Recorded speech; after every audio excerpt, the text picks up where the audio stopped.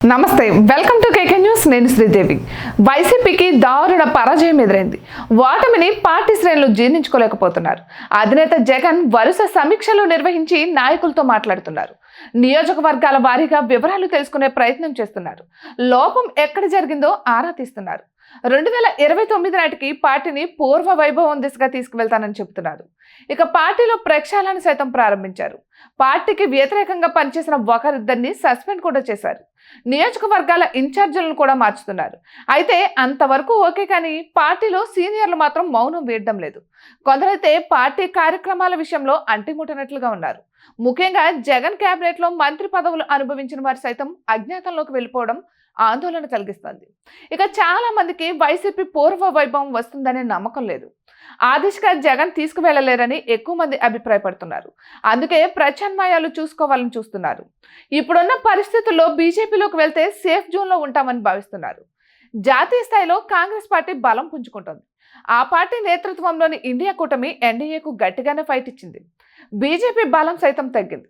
ఇటువంటి తరుణంలో కొన్ని రాష్ట్రాల్లో ఎన్నికలు జరగనున్నాయి.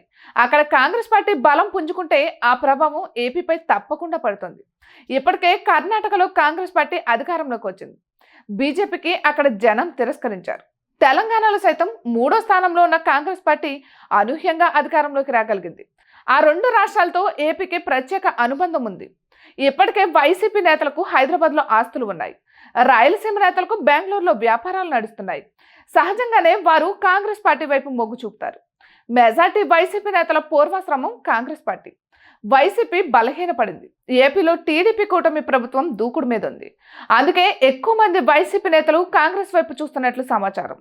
ఒకవేళ దేశవ్యాప్తంగా వివిధ రాష్ట్రాల్లో కాంగ్రెస్ పార్టీ మళ్లీ అధికారంలోకి వస్తే మాత్రం వైసీపీ సీనియర్లు కాంగ్రెస్ లోకి వెళ్లడం ఖాయంగా తేలుతోంది. ఇక బీజేపీలోకి తాజా మాజీ మంత్రులు చాలా మంది వెళ్లేందుకు ప్రయత్నాలు చేస్తున్నారనే ప్రచారం జరుగుతోంది.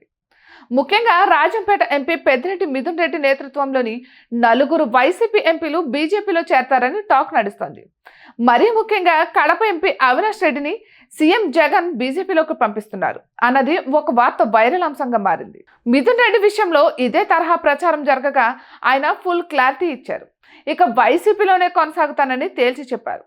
మరోవైపు రాజ్యసభ సభ్యుడు విజయసాయిరెడ్డి నేతృత్వంలో కొందరు వైసీపీ రాజ్యసభ సభ్యులు బీజేపీలోకి వెళ్తారని కూడా టాక్ నడిచింది. ఇక జగన్ పై ఉన్న కేసుల దృష్ట్యా గత ఎన్నికల్లో ఓడిపోయిన టీడీపీ అనుసరించిన వ్యూహాన్ని జగన్ కొనసాగిస్తారని కూడా ఊహాగానాలు వచ్చాయి. నాడు తెలుగుదేశం పార్టీ ఓడిపోయిన వెంటనే 4 రాజ్యసభ సభ్యులు బీజేపీలో చేరారు. అలా చేరిన వారంతా చంద్రబాబుకు అత్యంత విధేయులే. ఇప్పుడు కూడా జగన్ ఇదే విధేయులను బీజేపీలోకి పంపించి కేసుల ప్రమాదం నుంచి తప్పించే ప్రయత్నం చేస్తారని టాక్ నడుస్తుంది. తాజాగా మాజీ మంత్రి బుగ్గన రాజేందర్ రెడ్డి బీజేపీలోకి వెళ్తారని ప్రచారం నడుస్తుంది. ఆర్థిక శాఖపై శ్వేతపత్రం విడుదల చేసేందుకు చంద్రబాబు కసరత్తు చేస్తున్నారు. ఈ తరుణంలో ఆ శాఖలో చాలా రకాల అవకతవకలు వెలుగు చూస్తున్నట్లు ప్రచారం జరుగుతుంది. ఇక వైసీపీ ప్రభుత్వ హయాంలో అడ్డగోలుగా అప్పులు, పరిమితికి మించి రుణాలు తీసుకున్న సంగతి తెలిసిందే. అందుకే భారీ లోపాలు వెలుగు చూసినట్లు తెలుస్తోంది. ఆర్థిక శాఖ నిర్వర్తించిన బుగ్గన రాజేంద్ర రెడ్డి చుట్టూ ఉచ్చు బిగుస్తున్నట్లు సమాచారం. అందుకే సేఫ్ జోన్ లో ఉండాలంటే బీజేపీ శ్రేయస్కరమని బుగ్గన భావిస్తున్నట్లు తెలుస్తోంది. దీనిపై ఫుల్ క్లారిటీ రావాల్సి ఉంది. ఇటువంటి మరెన్నో వీడియోస్ కోసం కేకే న్యూస్ తెలుగు ఛానల్ ని సబ్స్క్రైబ్ చేసుకోండి.